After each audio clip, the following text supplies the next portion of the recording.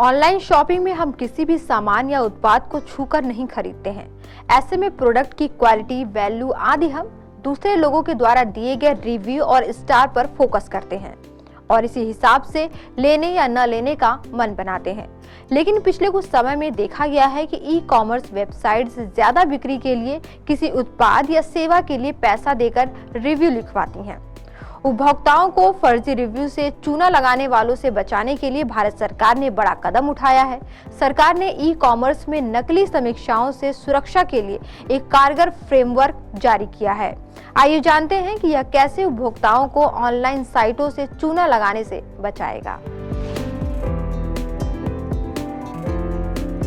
अब fake review पर केंद्रीय उपभोक्ता मामलों का मंत्रालय सख्त है। मंत्रालय ने इसके लिए 25 नवंबर से नया फ्रेमवर्क लागू कर दिया है। नए दिशा निर्देशों के तहत जो वेबसाइट रिव्यू यानी समीक्षा में गड़बड़ियां जारी रखेंगे, उन्हें अनुचित कारोबारी तौर तरीकों में शामिल माना जाएगा। उन पर उपभोक्ता आयोग कार्रवाई कर सकता है। वहीं उन रिव्यू को पूरी तरह से प्रतिबंध कर दिया गया है जो थर्ड पार्टी की ओर से लिखवाए या खरीदे गए हों। अगर कोई पेड रिव्यू कराता है तो बताना होगा कि पेड रिव्यू है। नई गाइडलाइंस के तहत कंपनी अगर दोषी पाई जाती है तो उस पर 10 लाख तक का जुर्माना लग सकता है। इस नए नियमों का मकसद फेक और पेड रिव्यूज को रोकना है।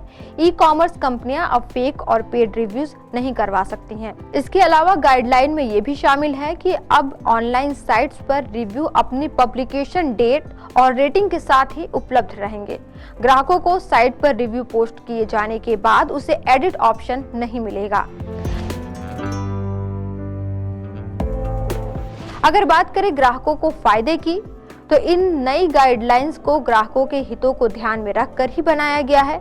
अब जब साइट पर फेक रिव्यू प्रकाशित ही नहीं होंगे तो ग्राहकों को भी उत्पादों के सही और सटीक रिव्यू मिलेंगे।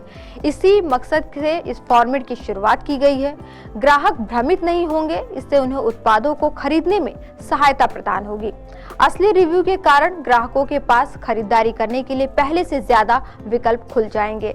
इससे हर शॉपिंग साइट की विश्वसनीयता भी बढ़ेगी।